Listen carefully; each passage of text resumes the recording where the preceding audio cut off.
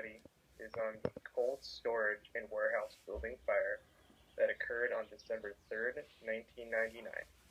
This presentation was completed by Mark Beck, Amal McNew, Alex Yambow, and Elex Branch Jr. On Friday, December 3rd, 1999, the Worcester Fire Department in Massachusetts was dispatched to 266 Franklin Street to the Worcester Cold Storage and Warehouse Company for reports of smoke coming from the roof of the 6-story warehouse. Upon arrival, the first chief officer on scene ordered a second alarm.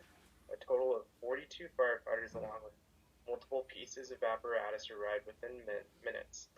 The fire was located on the second floor of the building, and the decision was made to make an aggressive interior attack and ventilate.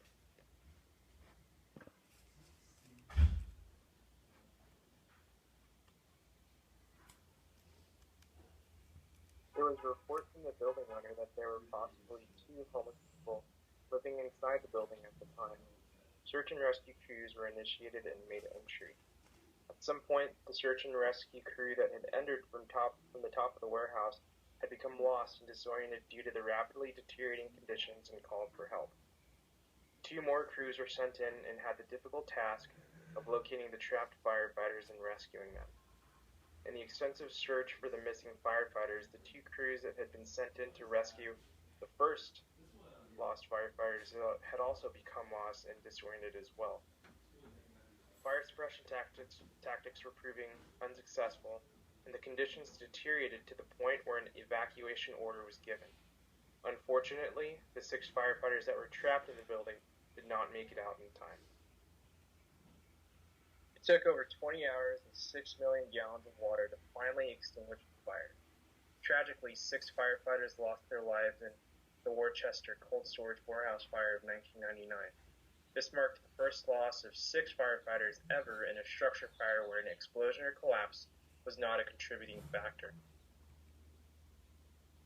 The overall incident command structure for this incident was composed of an incident commander who was the chief officer, and he oversaw pretty much all of the operations listed here. There was an interior commander who was also a chief officer for this particular fire, and he oversaw interior operations such as search plus extension, fire attack, rescue. And then the incident commander also oversaw exterior operations, water supply, staging, and ventilation roof operations.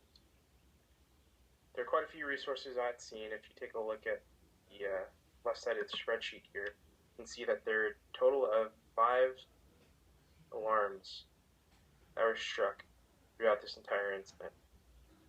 Now, all the resources are pretty self-explanatory. We all know what an engine is, a ladder is, a rescue is.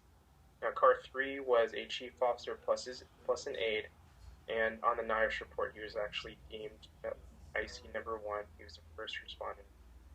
First chief officer on scene and was first incident commander. And then you'll see aerial scope number 2. That was pretty much a helicopter that had an overhead view of fire and gave this information or what they saw to the incident commander to help them make tactical decisions. And then another chief officer was requested in the second alarm, car number 2 plus his aide. And then finally car number 1 showed up after the 4th alarm for this fire, and he was the actual chief of the entire department. Now, if we take a look here, there's pretty much 2 changes of command. Car number 3 was first on scene plus his aide, and at around 1831, he took over interior operations and was the interior commander and passed over IC to car number 2, who took over exterior operations and ordered up resources for the rest of the incident for the most part. After firefighters started going down, you'll notice there's a little victims portion here. You'll see that car number 1 eventually showed up, and both car number 2 and car number 3, they remained in their same positions as car number 3 remained interior commander and was in charge of interior operations. Car number 2 pretty much just assistant part number 1 towards the end of the incident.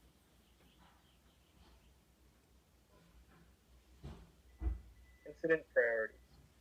Rescue.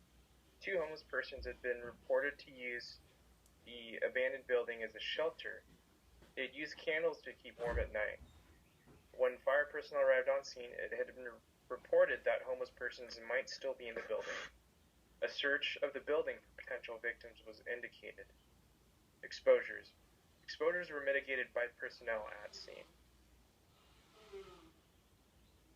Compartmentalization. The structure had minimal windows, only 2 staircases.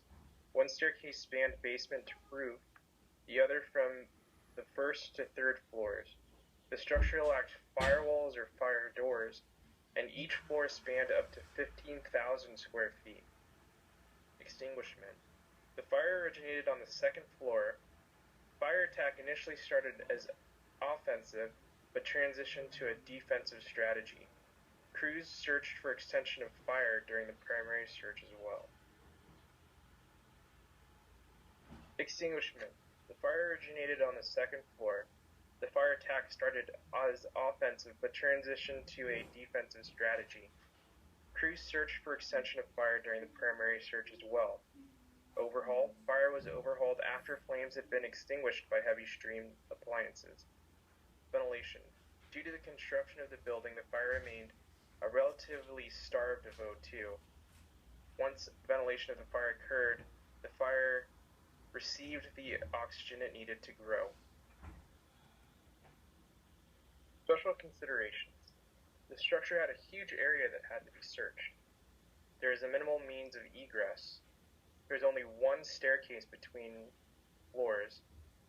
There is minimal windows. This led to a rapid buildup of smoke, and flame and smoke spread would be concealed and couldn't be determined by the crews outside. The structure had 2 inoperable elevators that produced a chimney effect within the structure, and the fire was the first to involve 6 firefighter deaths that did not have a building collapse or an explosion. The primary lesson learned from the Worcester cold storage fire was the need for pre-planning. Proper pre-planning would have gone a long way to prevent firefighters from getting lost upon entering the building.